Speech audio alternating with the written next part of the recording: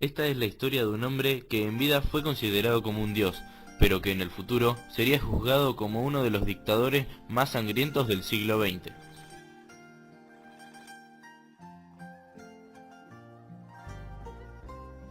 Mao Zedong. Durante más de 50 años, la historia del país ha estado dominada por la sombra de un hombre, Mao Zedong. Se revela como el padre fundador de la China moderna, el hombre que convirtió el marxismo en maoísmo y que dio al pueblo chino una nueva dignidad y respeto. Fue aquí, en esta casa, que ahora es un museo, donde nació Mao, el 26 de diciembre de 1893. A la edad de 6 años, el joven Mao ya trabajaba duro durante horas en los campos de su padre, y recibió una corta educación. Cuando tenía 17, finalmente se fue de casa.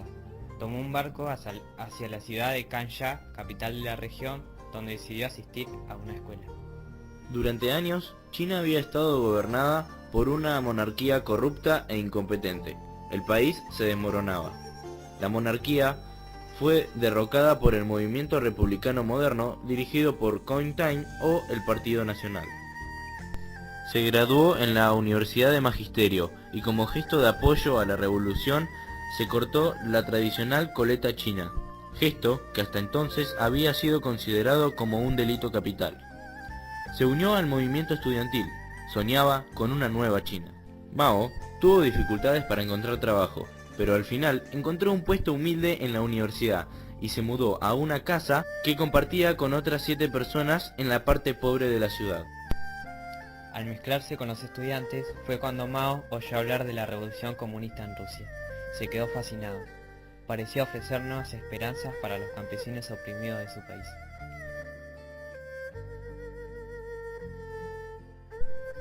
Mao se convirtió en un marxista revolucionario y miembro inaugural del Partido Comunista Chino. China estaba dominada por un violento anticomunista chino llamado Chiang Kai-shek. En las lejanas colinas de Jiangxi, los sobrevivientes del Partido Comunista se reagruparon.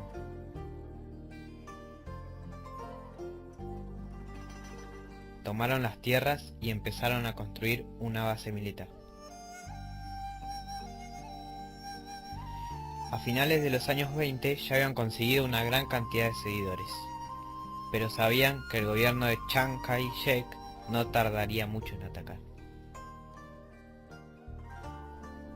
El comunismo se había convertido en una amenaza que el gobierno no podía ignorar, y en 1930 Chiang Kai-shek atacó. Los comunistas eran muy inferiores en hombres y en armas, y si confiaban en las tácticas convencionales, serían aniquilados. Fue entonces cuando Mao escribió su famoso Tratado Militar de Guerrillas. Nunca dejes que el enemigo tome la iniciativa. Retírate cuando avance, ataca cuando descanse. En 1934 había casi 1 millón de soldados del gobierno rodeando el campamento comunista. Incluso la guerra de guerrillas se hizo imposible. Los comunistas aceptaron su derrota y se vieron obligados a retirarse. Fue una confrontación histórica, el momento en el que Mao se convirtió en el líder indiscutible. Partiendo desde el sur de Jiangxi, en la mayor retirada de la historia militar, un viaje de unos 10.000 kilómetros atravesando China hasta Jiangxi en el norte. Fue conocido como la Larga Marcha. Un año más tarde, en 1936, el líder comunista se refugió en la ciudad aislada del norte, Henan. Henan pasó a ser una zona comunista liberada, y por primera vez en muchos años Mao tenía la oportunidad de comprobar por qué había estado luchando. A fines de los años 30, las fuerzas de Chiang Kai-shek se habían trasladado desde el sur y estaban a punto de llevar a cabo un gran ataque. La ayuda llegó de un lugar inesperado. El antiguo enemigo de China, Japón, invadió China, cometiendo grandes atrocidades en la población civil.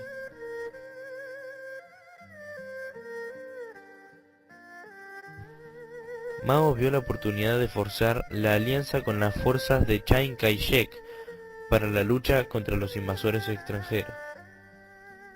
3 años más tarde, China y Japón entraban en la Segunda Guerra Mundial. Estados Unidos envió refuerzos y consejeros para ayudar a Mao a luchar contra los japoneses.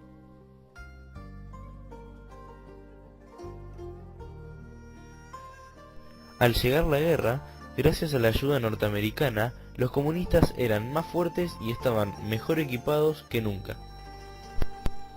En 1949, después de una serie de batallas contra las tropas del gobierno, las guerrillas de Mao invadieron el país y entraron en la capital, Beijing. La revolución campesina había triunfado. Mao tenía 55 años y era el líder de guerrillas de mayor éxito del siglo XX, pero tendría que enfrentarse aún a mayores retos. El 1 de octubre de 1949, en la plaza de Beijing, Mao Zedong proclamó el nacimiento de la República Popular China. Esto suponía el final de 30 años de guerra civil.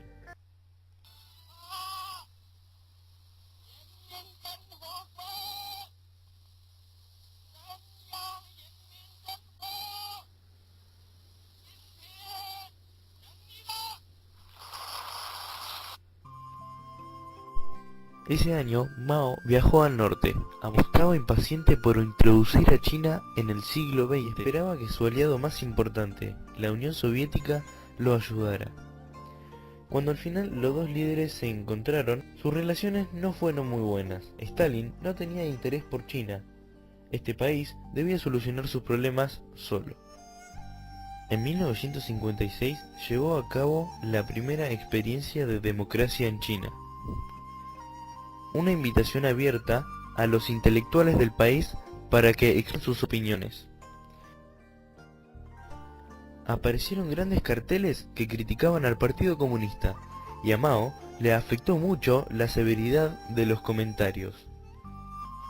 Fue la última vez que Mao consultó al pueblo chino. Al cabo de poco tiempo, abatiría cruelmente a aquellos que se atrevieran a manifestarse. Cientos de miles fueron clasificados como derechistas y perdieron sus trabajos. Decenas de miles fueron enviados a prisión. Mao vio un gran potencial en el ejército de trabajadores, y aunque al país le faltara maquinarias, tenía mucha más mano de obra que cualquier otro país. Ese verano habló de dar salto a la acción, y lo llamó el Gran Salto Adelante, una movilización masiva de millones de chinos. En 1959, como consecuencia de las ambiciones de Mao, China se vio empujada a una hambruna segura. Mao fue dejado de lado, y su oponente Yu Shaoxi, un político pragmático, se hizo cargo del país. Por primera vez, Mao se vio obligado a ocupar un puesto secundario. Pasaría los próximos años planeando su vuelta al poder.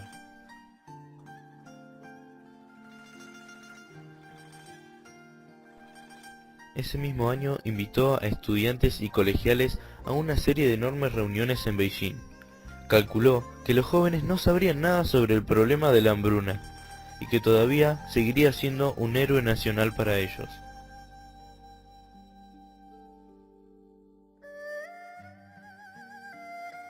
Los pensamientos de Mao aparecieron escritos en un libro rojo a principios de los 60, creando una especie de histeria entre los jóvenes.